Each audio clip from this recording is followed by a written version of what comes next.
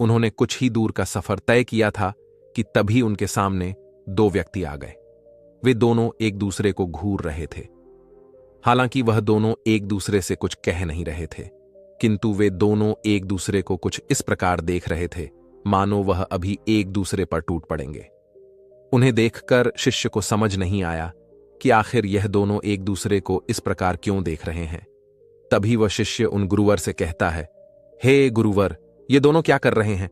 इसके जवाब में वह गुरुवर अपने शिष्य से कहते हैं, भंते, ये दोनों आपस में लड़ झगड़ रहे हैं अपने गुरु के मुख से।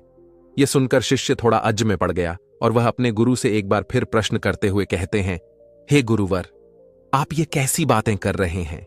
ये दोनों तो चुपचाप खड़े हैं, ये लड़ते झगड़ते दिखाई तो नहीं दे रहे हैं, फिर आप ऐसा क्यों कह रहे हैं कि ये दोनों आपस में लड़ रहे हैं?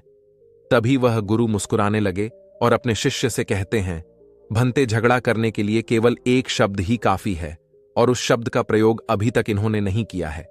इनमें से कोई भी अगर उस शब्द का प्रयोग करेगा तो इनके बीच अवश्य ही झगड़ा शुरू हो जाएगा, बिना शब्दों के। आप अपना क्रोध तो प्रकट कर सकते हैं, किंतु बिना शब्दों के जो प्रेम प्रकट होता है वही सच्चा होता है। जहां आपको कहने की आवश्यकता पड़े वह प्रेम अधूरा होता है और झगड़ने के लिए एक ही शब्द काफी भी होता है। जैसे ही आप झगड़ा करने के लिए एक शब्द कहेंगे और उसके बाद हजारों शब्द प्रकट होने लगेंगे और उसके बाद वह बातें कहां से कहां पहुंच जाएंगी। इसी प्रकार इन दोनों में से अगर किसी ने भी किसी से भी कुछ भी कहा, कोई भी शब्द का प्रयोग किया, तो उनके बीच अवश्य ही झगड़ा होगा। किंतु अगर इनमें से किसी ने भी अपने आप पर नियंत्रण पा लिया और शब्दों का प्रयोग नहीं किया, तो वे लोग इस झगड़े से बच जाएंगे। वह गुरु अपनी बातें कह ही रहे थे कि तभी उनमें से एक युवक दूसरे युवक से कहता है, घूर क्या रहा है? मारेगा मुझे? मार, मार के दिखा इस पर।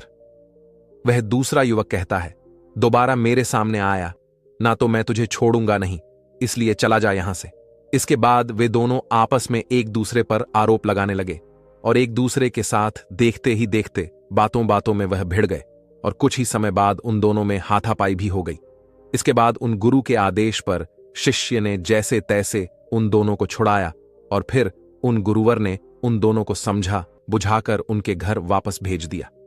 और फिर वह शिष्य और गुरु अपने मार्ग में आगे की ओर बढ़ चले और देखते देखते अब वह उस नगर में पहुंच चुके थे। नगर में पहुंचने के बाद गुरुवर ने पहले ही दरवाजे पर भिक्षा मांगी। उस घर से एक औरत बाहर आई। उसने उन गुरु को बहुत सारे अपशब्द कहे, बहुत भला बुरा कहा और कहते हुए दरवाजा बंद कर दिया। इस पर वह गुरुवर मुस्कुराते हुए अपने शिष्य से कहते हैं, भंते, इस दरवाजे को ध्यान से देखो। जिस प्रकार यह दरवाजा हमारे लिए आज बंद हुआ है, उसी प्रकार हम भी अपने मन के दरवाजे दूसरों के लिए बंद कर देते हैं, बिना यह जाने कि दरवाजे की दूसरी तरफ भी कुंडी लगी हुई है, अर्थात इस तरफ से भी दरवाजा बंद किया जा सकता है और हम में से अधिकांश लोग यही करते भी हैं, बिना यह जाने समझे कि यदि हम अपने मन के दरवाजे किसी के लिए बंद करेंगे तो दूसरा भी हमारे लिए अपने मन के दरवाजे हमेशा के लिए बंद कर देगा। किंतु हम तो अपने अहंकार में होते हैं और हम सोचते हैं कि कोई पहले दरवाजा खोलेगा तभी हम दरवाजा खोलेंगे, किंतु इस अहंकार में ना तो वह दूसरा व्यक्ति दरवाजा खोलता है और ना ही पहला, और देखते ही देखते दोनों के बीच दूरियां बढ़ती चली जाती हैं और फिर वो दोनों कभी करीब नहीं आ पाते। इतना कहकर वह गुरु और शिष्य आगे की ओर बढ़ चले। वह नगर में दूसरे द्वार पर भिक्षा मांगने जा ही रहे थे कि तभी उनके सामने एक व्यक्ति आ खड़ा हुआ जो बहुत परेशान लग रहा था। वह अपने दुखों को कभी इसे बताता तो कभी किसी और को सुनाता। वह यह बताना चाहता था कि वह बहुत दुखी है और वह शांत वना ढूंढ रहा था। उस व्यक्ति ने उन गुरु और शिष्य को रोका और उन्हें अपने दुखों के बारे में बताया। देखते देखते उसने अपने सारे दुख उन गुरु को बता दिए और उसके बाद वह उन गुरु के मुख की ओर देखने लगा कि हो सकता है कि यह गुरु मुझे कुछ शांत बना दे, क्योंकि उसके कंधों पर इतना बड़ा दुनिया का जो बोझ रखा हुआ है। किंतु गुरु ने उसके सारे दुख तो सुन लिए पर उसे कुछ भी नहीं कहा। इस पर वह युवक उन गुरुवर से कहता है, हे गुरुवर, आप मुझसे कुछ कहते क्यों नहीं? आप मुझे शांत बना क्यों नहीं देते? आप मुझसे ये क्यों नहीं कहते कि मेरे दुख खत्म हो जाएंगे? इस पर गुरुवर उस युवक से कहते हैं, भंते, तुम्हारे दुख तुम्हारे ही रहेंगे, चाहे तुम इसको बताओ या किसी और को सुनाओ।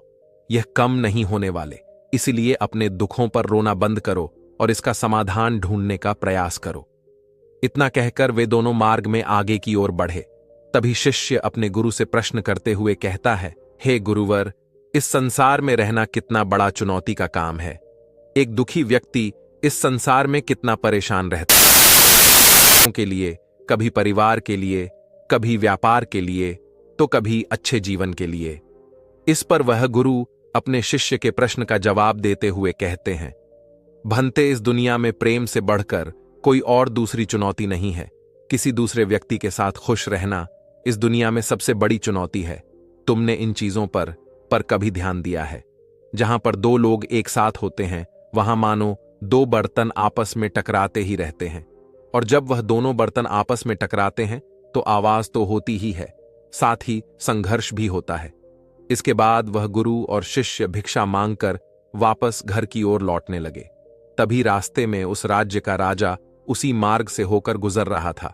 जैसे ही उसने उन गुरु को देखा, वह रथ से उतरकर उन गुरु के चरणों में जा गिरा और दोनों हाथ जोड़कर उन गुरुवर से कहता है, हे गुरुवर, मेरे मन में एक अजीब सा डर है, एक अजीब सी बेचैनी रहती है, और मुझे समझ नहीं आ रहा कि आखिर ऐसा क्यों हो रहा है। मैंने इसे बहुत समझने का प्रयास किया, लेकिन उसके बाद भी मैं इसे समझ ना सका। ऐसा क्यों हो रहा है? इसके जवाब में वह गुरुवर उस युवक से कहते हैं, हे राजन, यह जीवन है और जीवन ऐसा ही है। यहां हमेशा हर किसी को कुछ पा लेने की बेचैनी रहती है। कुछ भी पा लो, कुछ भी प्राप्त कर लो, फिर भी वह हमेशा कुछ और पाना ही चाहता है, और उसके लिए मन में हमेशा एक बेचैनी बनी ही रहती है। और जो कुछ भी हमें मिला है, जो कुछ भी हम प्राप्त कर चुके हैं, उसके खो जाने का डर भी हमें सताता रहता है। बस यही तो जिंदगी है। उन गुरुवर के मुख से ये सारी बातें सुनकर वह राजा उन गुरुवर से कहता है, हे गुरुवर, तो अब मैं क्या करूं? क्या इसका कोई समाधान नहीं है? इस पर वह गुरु उस राजा से कहते हैं, हे राजन, समाधान तो है, किंतु थोड़ा मुश्किल है।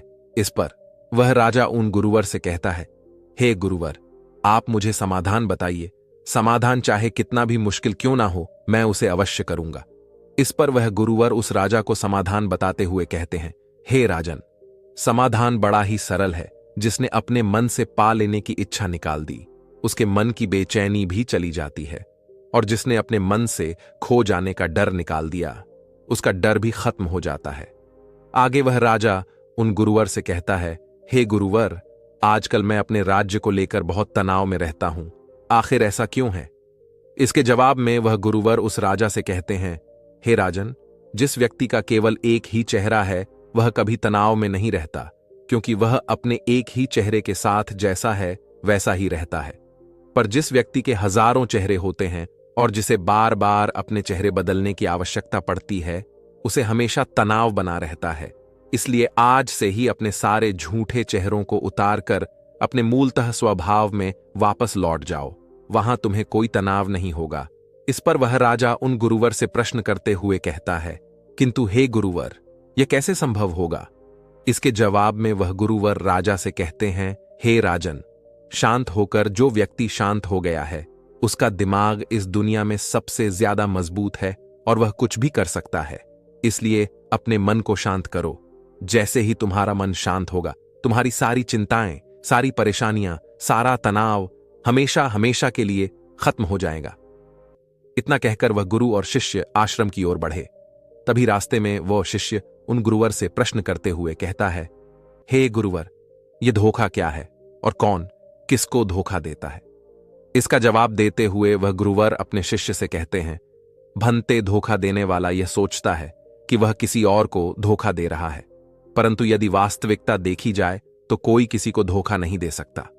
जब भी कोई किसी दूसरे को धोखा देता है, तब वह वास्तव में अपने आप को ही धोखा दे रहा होता है।